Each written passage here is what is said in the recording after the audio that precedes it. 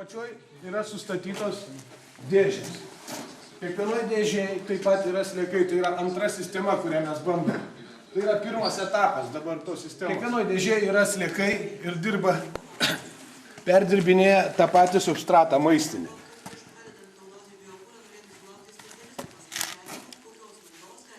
Kaip matosi sliekai, matosi, kad jau tas perdirbimas vyksta tokį į pabaigą. Dabar dar bus šeriama iki pat viršaus, iki pabaigos.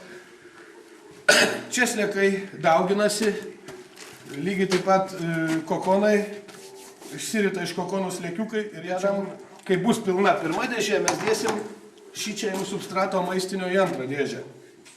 Visi sliekai pereis į tą antrą dėžę. Pirmoji dėžėje liks kokonai, liks maži sliekiukai.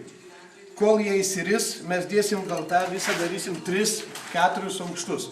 Paskutinis momentas, šičia apatiniai dėžėjai, kai jau pereis bus 4 aukštai, liks geras, normalus biohumusas, kurį reikės vėl taip pat separuoti ir leisti. Ir tokiu ratu visur eina. Per 4 aukštus sliekai dauginsis. Visas tas procesas priklausys, aišku, nuo sliekų skaičiaus, visas tas procesas apie 3 mėnesiai.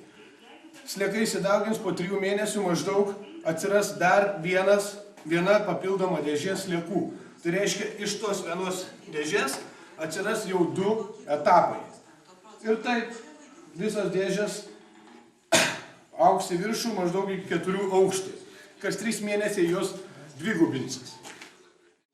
Biohumuso gamybos ir sliekų auginimo variantas tai yra mūsų sukurti VMR reaktoriai. Tai vermi reaktoriai.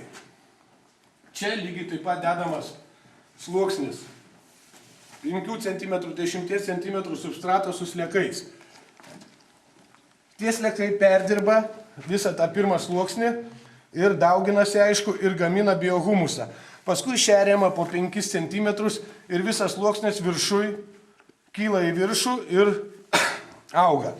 Auga iki čia 40, iki pilnos dėžės. Kad nuimt tas tarpas viršutinis jis dirba, o čia tose tarpuose biohumusas brandinamas yra. Kai jau subręsta, pasidaro vienalytė masė, darbuotojas tempia, apačioje yra įstatyta toks kaip ir vibratorius, kuris iš apačios nuima sluoksnį biohumuso.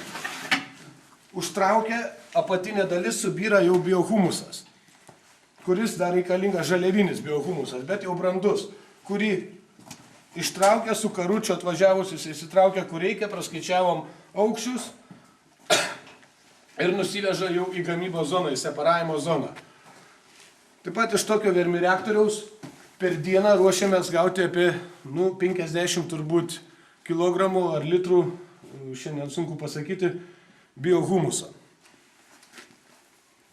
Taip pat po kažkur 3 mėnesių po pilno proceso pradžios sliekai dauginas. Taip pat iš dėžės gaunasi 2 dėžės, analogiškai kaip ir mažų dėžių principų. O kur juos patalpinsim, paskui vėl spręsim, kuri mums sistema geriausiai pasiteisins. Tai yra 3 sistema. 4 sistema turbūt pati efektyviausia ir sprendžianti daug tokių patalpų problemų. Jeigu auginant vagose, darant slankiojančias ar paprastas vagas, iš 1000 kvadratinių metrų fermos galima gauti apie 1000 kubų per metus biohumuso. Tai pasistačius tokius vermi reaktorius galima padidinti našumą iki 4 kartų. Gauti maždaug 4000 iš to pačio ploto. Čia bandomasis vėl variantas, kuris vieno aukšto ir neautomatizuotas ir viskas padaryta rankiniu būdu. Aišku, statysis varikliai, statysis dar 3 aukštų. Į kiekvieną tarpą sutalpinta, į šitą visą patalpą mes skaičiavom, kad galim sutalpinti 60 tokių transporterinių reaktorių. Pabandysim parodyti, kaip visas tas procesas vyksta. Šitie dangčiai yra tam, kad sliekai negautų šviesos, kad pasilaikytų normali temperatūra ir drėgmė. Statant 3 aukštais ar kiek dangčiai bus tik tais viršutiniam. Dabar čia pirminė uždėta pirminis sliekų sluoksnis. Tai yra pirmas žingsnis, kuris stovės apie mėnesį laiko. Į kvadratinį metrą 10 cm, 5 cm sluoksnį čia yra sudėta apie 25 turbūt tūkstančius. Kol pirmą etapą praeis, jų prisidaugins iki reikiamo 50. Reikia, kad būtų maždaug 5 cm sluoksnį 5 kg sliekų. Kad iš kvadratinio metro mes gautumėm lygiai tiek pat didelių sliekų, lygiai tiek pat biohumuso. Pats principas darbo toks. Visa šita ložė, tai yra transporterinė ložė, išdalinta į 7 etapus. Reiškia, jis per savaitę nueina visą etapą. Šičia užšėrimo zona. Bus atskiras automatinis užšėrimas. Šičia, truputį pasukam, šičia užsikraunam mes 70 cm maistinio substrato, šviežaus. Visi sliekai iš šitos pusės, jie eina į viršų. Tai yra atvirkštinė sistema negu dėžių. Dėžių sistemas eina į viršų taip, o čia per visą sluoksnį. Kas tai pagerina kokybę, išpurena kokybę biohumuso ir greitesnis pats procesas. Užsikrovus 70 cm, tai yra vienos dienos kiekis. Mes pavažiuojam į apačią ir sliekai lipa į viršų. Ir taip kasdieną kraunamas po 7 cm. Šita zona yra atvira. Čia yra statomas šviesos ar oro srauto koks nors stimuliatorius.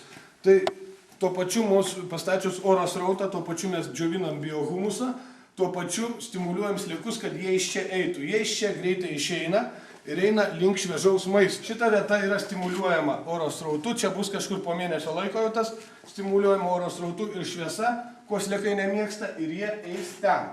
Eis valgyti šviežų maistą. Praktiškai visi sliekai išeina. Lieka labai mažas kiekis sliekų, neįsiritusių gal keli kokonai. Taip pat gera kokybė biohumuso. Tai dabar, jeigu mes nuimtumėm per dieną 70 cm, į kurį įeina irgi apie, nuo sluoksnio priklauso, kurį reikia skaičiuoti, iki 100 litrų biohumuso. Tai iš šitos vienos ložės mes galime į dieną gauti apie 100 litrų biohumuso.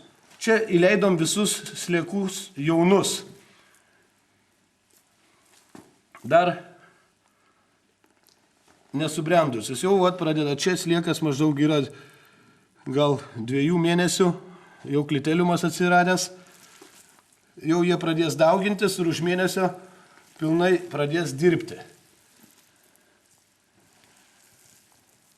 Dabar turbūt jiem stimuliavom šviesos ir jie slepiasi. Bet praktiškai atsiranda visur lankeliai aplink juos, priekiniai daly, kliteliumai. Šitą 4 visur jau. Čia 4 mūsų variantas. Yra dar daug variantų, kaip auginti sliekų. Šiemet mes turbūt išbandysim iš tų ir paskui, kuris pasitvirtins, šitą ir įdiegsim. Aišku, čia reikalaujantis daug daugiau investicijų negu toks, bet tai nereikalaujantis patalpų.